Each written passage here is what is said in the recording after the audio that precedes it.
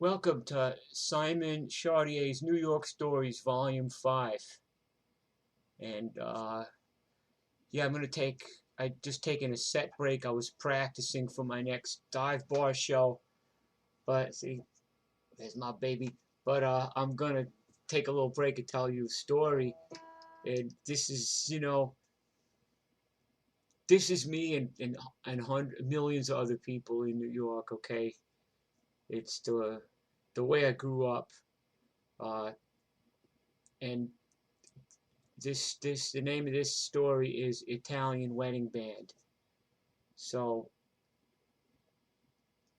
I kind of went through this real lumping, like long hair rock and roll, trying to be a hippie phase, and it wasn't getting me anywhere. I mean, I guess I was about 18 and 19, and I was just knocking around the Upper West Side. I was sleeping on the floor in the back of my father's doctor's office, and just kind of being ne'er do well. But I had my guitar and my amp with me, and I was probably just wearing jeans and a t-shirt. It was the middle of the summer, and I walked probably 1977, and I walked by this synagogue, and I heard a band playing inside, right? And they were playing Mac the Knife, and they were swinging their ass off. Now, I was always a big fan of jazz, and I was like, man, these guys are good. So, like, I don't know any better, right? And so I just walk in, and it's a bar mitzvah. So everybody's wearing, the whole place is wearing a tuxedo or like a ball gown, except for me, and I wasn't invited to the bar mitzvah or nothing. But I just walk in, and this band's on stage, okay, and they have this plaque in front of the stage that says the Eddie D Orchestra. And it was a guy playing a farfisa organ, and he's playing the bass notes on with his left hand, and then a drummer and a saxophone player, right? And they were fantastic. And I'm standing there, and I'm wearing like Adidas and jeans with holes in them, and a T-shirt, like probably like a Budweiser T-shirt or something. So I say to the sax player, "Hey man, can I sit in?" He goes, "Sure, sure." And I get up and I played with them, right? And they were playing all this stuff I knew. They were playing like Glenn Miller's "In the Mood," da da da da da da da da. So I jammed with them, and I played about four songs, some odd songs with them, and then I broke down. Don't want to. When you sit in, you should play a few songs and get off before you're asked to get off to stand, right? So I'm coming off the stand, and the guy goes, "Hey kid, give me your phone number. Here's my card. Give me your phone number." I read my phone number down. He goes, "You want a job?" I was like, "Yeah." I was like, "Yeah, hell yeah." And I called him, and he goes, "Listen, you can't be wearing no jeans. Get a tuxedo. If you don't have a tuxedo, go out and fucking get one. Ruffle shirt, bow tie, shine your shoes. White shirt, ruffle shirt. Get all this shit and meet me on New Utrecht Avenue and 18th Avenue at the subway station." So I go out to Brooklyn. He picks me up. He takes me to my first job, and there was never no rehearsal. So we played all the pop hits of the day. Like we played a bunch of crap tunes, like too, like you needed me, and there's gotta be a morning after. And oh my God, what's that other one? You light up my life. You give me hope to inject dope. And we did all the disco stuff like the Bee Gees, staying alive, right? So I played with them from 77, 78, 79, 80. So I played with them through 4 years. And it was usually John Sirocco on drums, Mike DeBetta on sax, and Leroy Earl on the organ. And then Mike's father, Leo DeBetta. And these guys were all fantastic, fantastic, top rate musicians. And they did the whole wedding band thing because they were all New York City public school teachers. As a matter of fact, Leroy was the principal of Boys High School in Brooklyn. So this was like, now, if you don't know a lot about Brooklyn in the 70s, okay, it's a certain kind of culture, all right? It's a certain kind of culture. Uh, it's a very Italian American culture, somewhat traditional and conservative. Like you had to dress a certain way, act a certain way, look a certain way. Uh, you didn't open your mouth, you didn't get out of line. Uh, the mob completely ruled that whole part of Brooklyn, and more about that in a minute. But the mob completely ruled. The mob culture filtered down to every single level of society. The mob guys set the whole style, like the suits and the way they talked, and the rings and the jewelry and the attitude. Like everybody had a little bit of that in them, you know. So like my boss, Mike, you know, he would, if he got mad at me if I played a bad note on stage or something or played too loud, he would go, "You play like I wipe my ass. Struns, the lowest, the lowest." And then we'd be like, "Smarten up, kid, smarten up." He'd give me a little smack, you know, not too hard. But now I'm like a little like half Cuban, half Jewish, kind of like middle class, kind of fartiste from Manhattan. So this was my first time going deep into Brooklyn and being around this culture. And I got to tell you, I'm so glad that I did it. It was like it gave me this a whole other level of understanding life. So we go down there and we would play all these. You know, you had to be dressed up, and we would play all these weddings, and then we put yarmulkes on and play bar mitzvahs and bat mitzvahs. Now, I grew up Queens, Forest Hills. In the building, you would see people with the tattooed numbers on their arms. They'd been in the camps, all right? And I'll never forget, we were playing Bayswater Jewish Center in Far Rockaway, Queens, right near where I live now and where my daughter lived, and before she moved to Brooklyn. So anyway, we played a bat mitzvah. The bar mitzvahs for the boy, bat mitzvahs for the girl. We play a bat mitzvah, and the grandma is dancing with the little girl, and we're playing the Miserlou, which I didn't even hear Dick Dale doing the Miserlou yet. You know, remember I was like, I didn't know enough about roots rock and roll yet. I mean, I knew I had my Chuck Berry and my Gene Vincent and Little Walter and Muddy Waters records, and that's about it. I knew that stuff. But I didn't know enough about all the other stuff that I should have known. So, and we're playing that, which I didn't know as Dick Dale or Pulp Fiction. I knew it as like a Jewish wedding tune. And the grandma's got the numbers on her arms.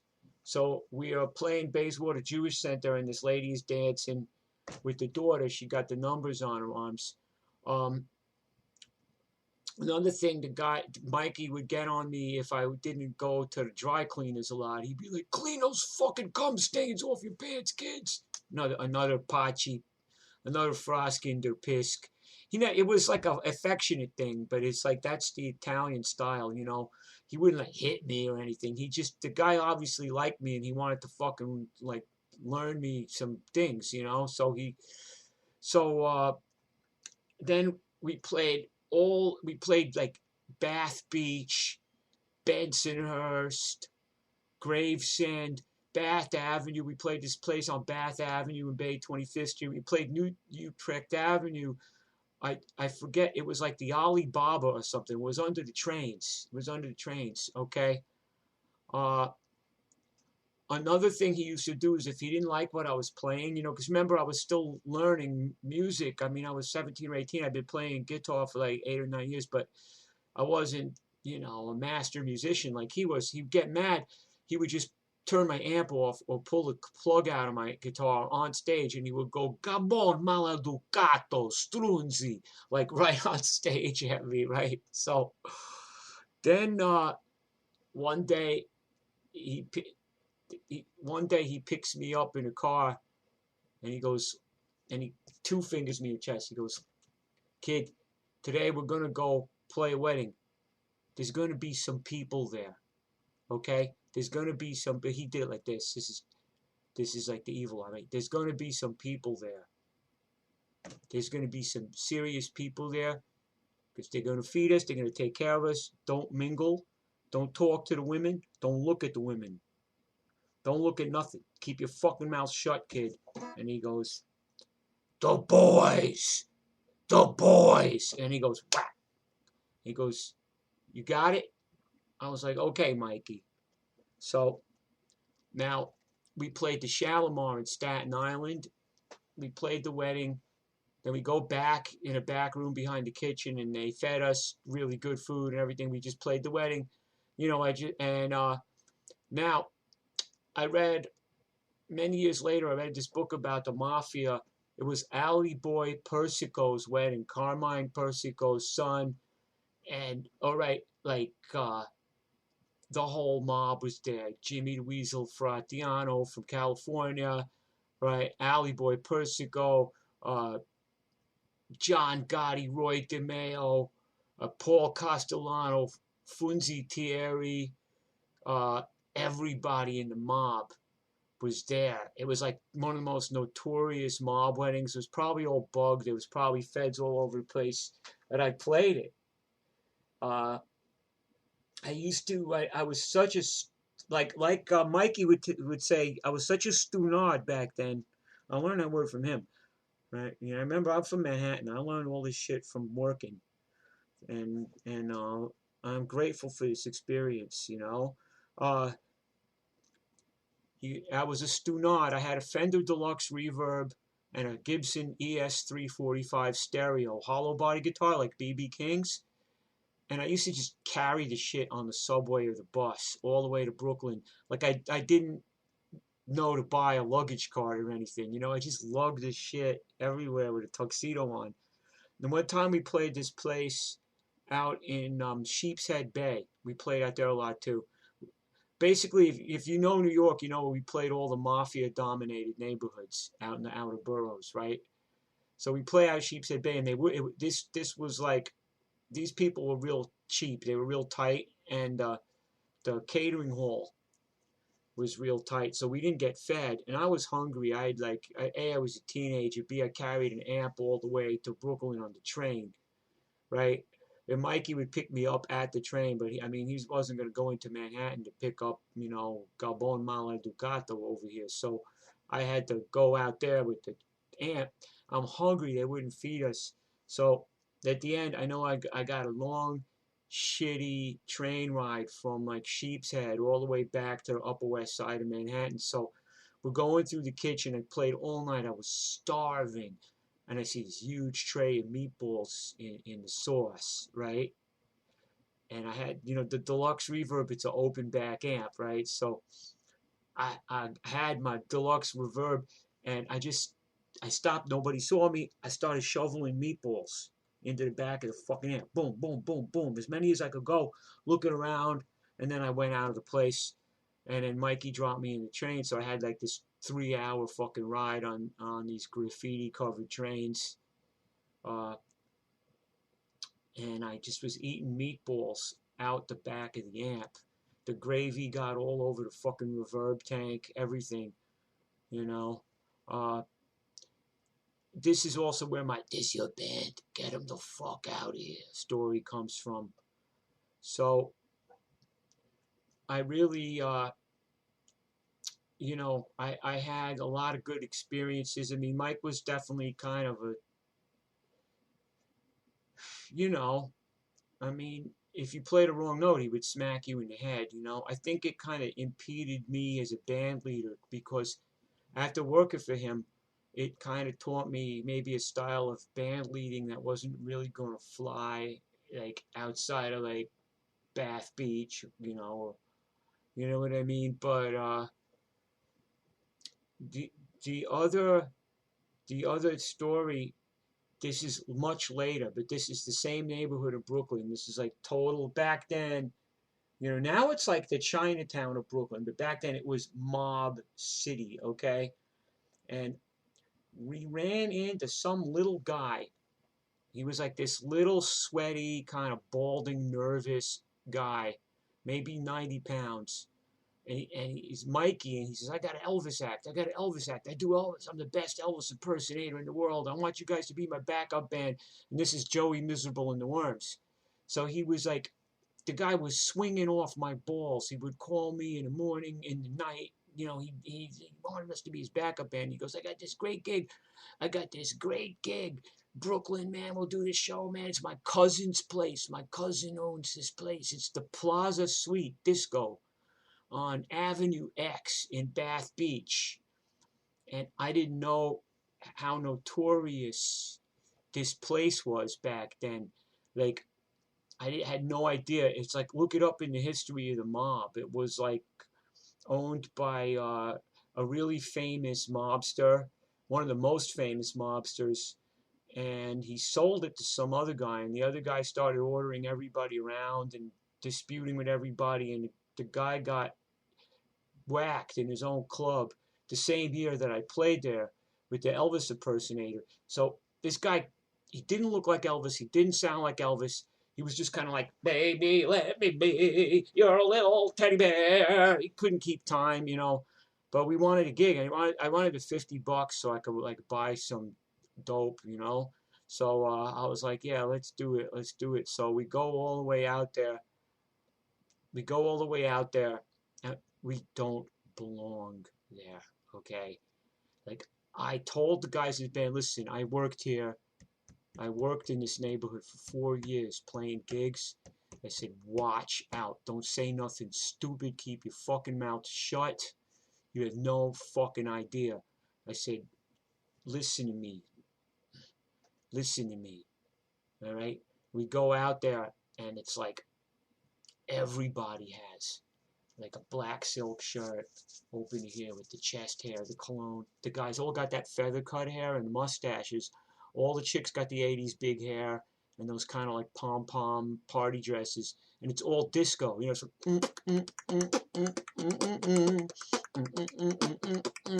talk about it. It's like, it's all disco, flashing lights, you know, it's like Saturday Night Fever was a good 3 or 4 years before, but these guys are still living in Saturday Night Fever. I mean, it's that culture was predominant. All right, so we're setting up behind a curtain and we're gonna go on, and I'm like, I got no idea what the fuck happens. I just know I want to play the gig and get my money for the week that I can eat some rice and beans and smoke some weed, you know. So we this big guy comes over, this big guy. He's very nice, but he had like on a silver sparkly shirt with like the gold chains. He puts his hand on my shoulder. He goes, hey kid, what's the name of your band? And I said, Joey Miserable and the Worms. And he looked at me like that. He goes, that ain't gonna work here, kid. Dang it. Let me take care of it. Let me take care of it. So the curtain opens and he goes, hey everybody, we got a special surprise for you. We got Mikey and the boys. Now, the fucking disco got shut off. The lights came on. So these people are already displeased with us because we interrupted their disco. They want to go to disco. They don't want no fucking rock and roll band. You know, for them, like rock and roll, they hate rock and roll. They don't want to listen to that shit. They want their disco, you know? And